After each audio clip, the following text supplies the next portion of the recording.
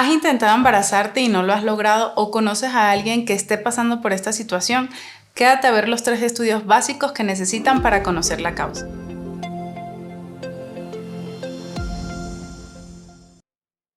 Hola, bienvenidas a nuestro canal de YouTube. Yo soy la doctora Erika Angulo, ginecóloga obstetra con su especialidad en biología de la reproducción humana.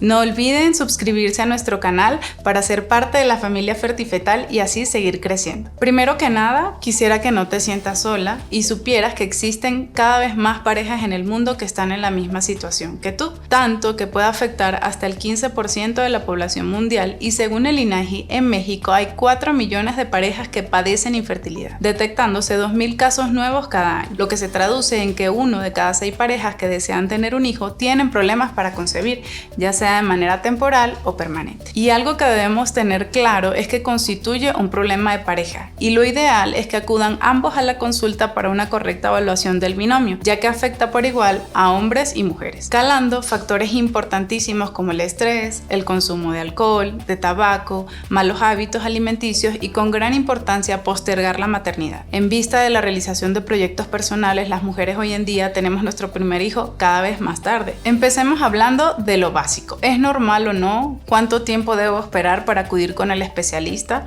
Muchas pacientes que acuden a mi consulta preocupadas porque no han logrado embarazarse y realmente no tienen claro cuándo deben empezar a preocuparse y según la OMS ya considera infertilidad como una enfermedad y se sabe que si tienes menos de 35 años puede ser normal que tardes hasta 1 año para embarazarte.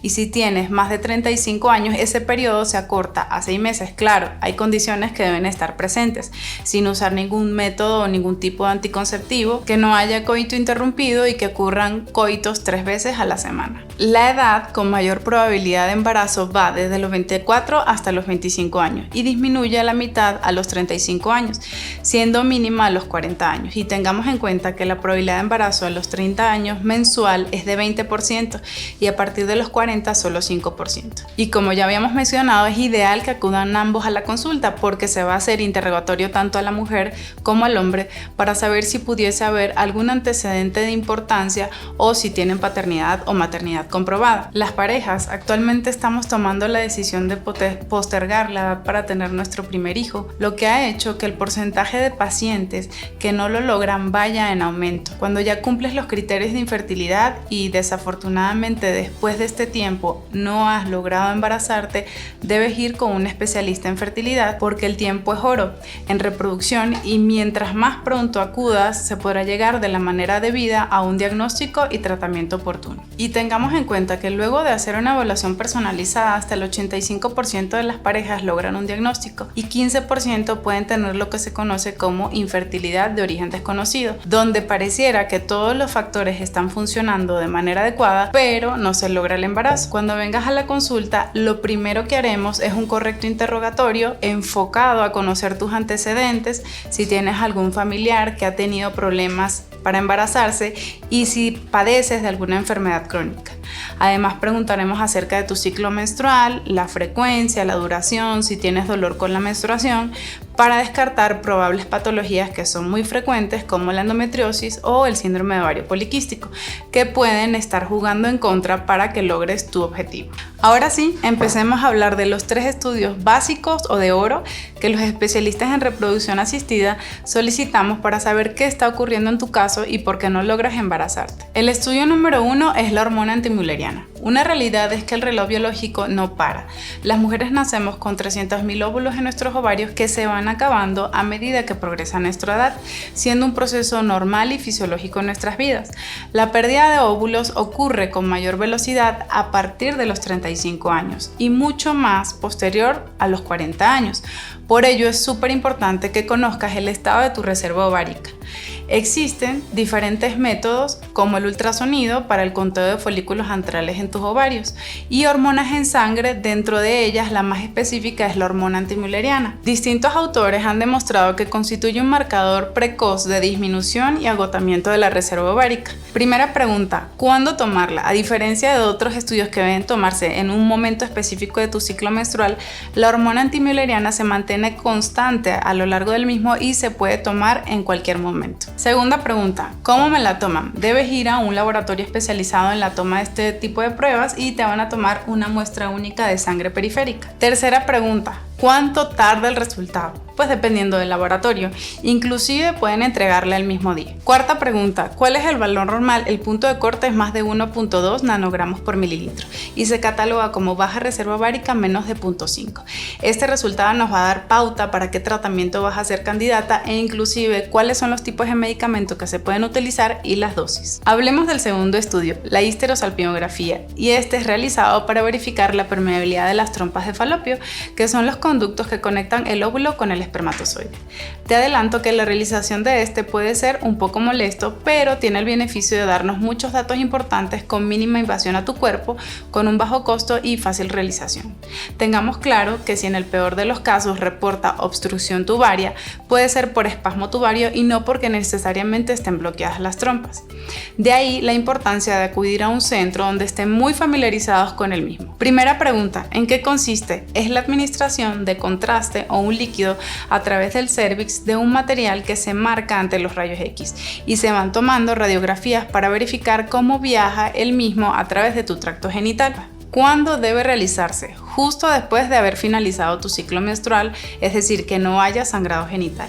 Idealmente entre el día 8 y el 10 del ciclo, antes de la ovulación. Aunque hay muchos laboratorios que tienen costumbres diferentes, como enemas rectales para mejorar la visualización, cultivos vaginales previos para descartar alguna infección o inclusive pruebas para descartar embarazo. ¿En qué consiste el procedimiento? Te van a posicionar en una mesa de exploración ginecológica, se introduce un espejo vía vaginal y se realiza un pequeño aseo. Se introduce un instrumento especial a través del cérvix para poder depositar el contraste yodado, aproximadamente 10 cc de volumen. Luego se toman 6 proyecciones o 6 placas mínimo para verificar el paso del líquido. Son placas basales, es decir, antes de instilar el contraste, y 4 mientras viaja el mismo. Y la última es la más importante, que es la que llamamos cote, donde se verifica que queda contraste en la cavidad peritoneal. Este estudio pudiese ser diagnóstico, ya que puede suministrar datos importantes como obstrucción tubaria o de una o de ambas trompas, la dilatación de las mismas, tracción de las trompas en la cavidad o inclusive malformaciones uterinas o tumores endometriales. Y a su vez puede ser diagnóstica en pacientes con adherencias. La presión al instaurar el contraste puede liberar oclusiones parciales, permitiendo así la recanalización de las mismas.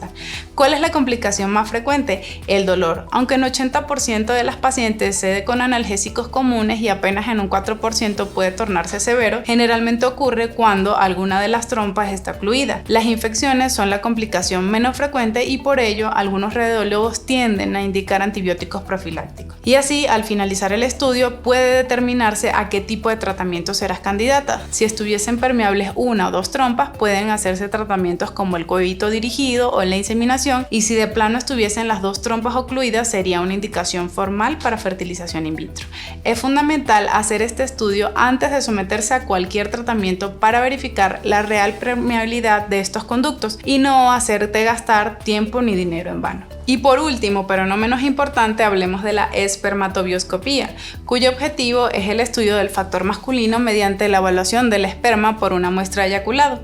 Debe darse idealmente un espacio físico ideado solo para este fin, que esté en el centro donde se va a procesar la muestra para evitar retrasos en el traslado que afecten a la misma y así garantizar las mejores condiciones para dar resultados fidedignos, y entre ellos los días de abstinencia, que van de 3 a 5 y pueden tomarse 2 muestras separadas por más de 2 semanas y menos de 3 meses. No debe usarse preservativo ni lubricantes y debe estar entre 20 y 40 grados.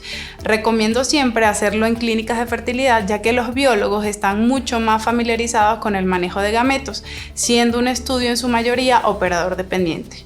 Al llegar la muestra al laboratorio no debe transcurrir más de 1 hora para su procesamiento y el biólogo va a estudiar diferentes parámetros del mismo como el volumen, el color, la viscosidad, entre otros, donde usan un microscopio con una cuadrícula especial que permite calcular la concentración de espermas, cuántos están vivos, cuántos son normales y si hay células sugestivas de un proceso inflamatorio o infeccioso.